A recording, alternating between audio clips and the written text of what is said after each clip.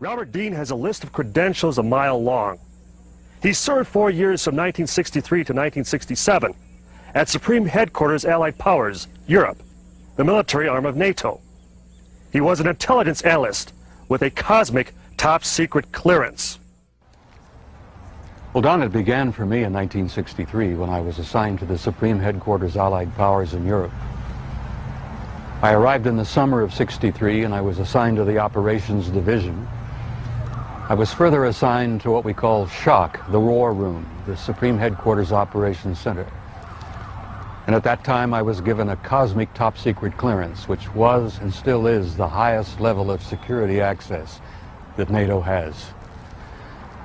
When I was assigned to the War Room, I learned that a study had been initiated in 1961, and everybody was talking about it. They were gossiping about it. And the subject was UFOs, and that intrigued me a bit. When that study was concluded in 1964 and it was published, and I was still working in the War Room at that time,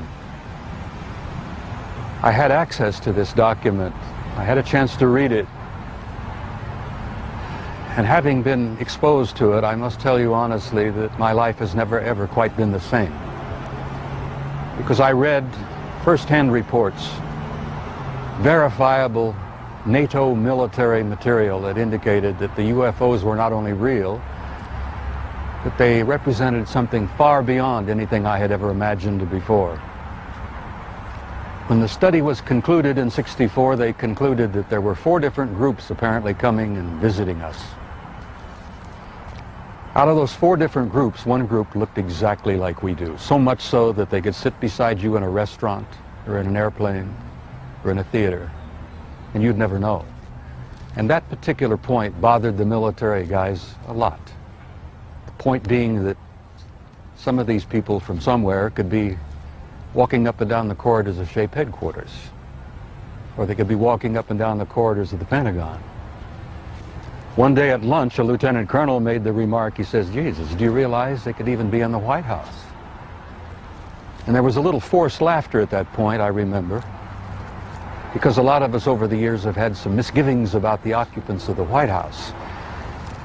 But the point I'm making is that the idea that aliens could be here in our midst bothered the military, because if you're not paranoid when you go into the service, you're certainly trained very quickly to be so. It's the nature of the military mind, I think, to be paranoid. But that was only part of the story. The SHAPE conclusions in '64 were that there were 4 groups that we knew of. They were apparently interplanetary. Some very likely were interstellar. They even concluded that some of them could be intergalactic. When I retired in 1976, many of our military people knew at that point that we were not simply dealing with visitations from people from other planets or star systems. They had concluded by '76 that some of these visitors very well might be multidimensional in their source. The evidence that we had collected and the evidence that they had repeatedly demonstrated to us, and that's no accident. It became very clear after a time that there was a program or a process of some kind underway, that they had demonstrated over and over and over again that they apparently were able to manipulate matter and time. Now this really shook up our scientists. There are a lot of new young scientists in particle physics today who talk about multiple dimensions. There's a brilliant young professor in New York by the name of Michio Kaku, who has written a brilliant book called Hyperspace, where they talk about 10 separate dimensions. I'm not enough of a physicist to try to explain to you what a dimension is, but the idea that there could be intelligences from somewhere else, from other dimensions, coming and going into our reality. It's been quite a shakeup in traditional science. I guess I speak out openly and bluntly about this because I feel so strongly about it. I violate my security oath every time I speak about it. I do it intentionally and I do it on purpose. because I feel so strongly that the American people not only have a right to know the truth, but they have a need to know the truth. The truth, Don, apparently is simply this, that we're not alone, we've never been alone.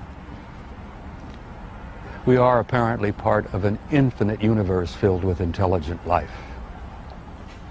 I find that exciting. It doesn't frighten me. The SHAPE study concluded in '64 that if they, whoever they were malevolent or hostile, that they could have taken this planet and cleaned it up and eliminated us, turned us into dog food or whatever, a long, long time ago. That the historical evidence indicates that they'd been with us a long time, and I've concluded that we had what I like to call an intimate interrelationship with at least one of those groups, the group that looks exactly like we do. And that point is I don't like the word alien. I don't think the term alien is appropriate at all here. I like to refer to them as family. We're related to them. I think they had a hand in our being here. And I think the time has come where we're about to meet our extended family. It's going to be very soon, and the people are not ready. And one of the reasons I do speak out so bluntly and so openly is if in some small way I can help people get prepared for this. Because I believe that this reality, once we have accepted it and understood it and gone beyond the fear, will bring about an expansion of consciousness in the human race that will truly help us and prepare us to go out there and take our rightful place in that infinite community of life.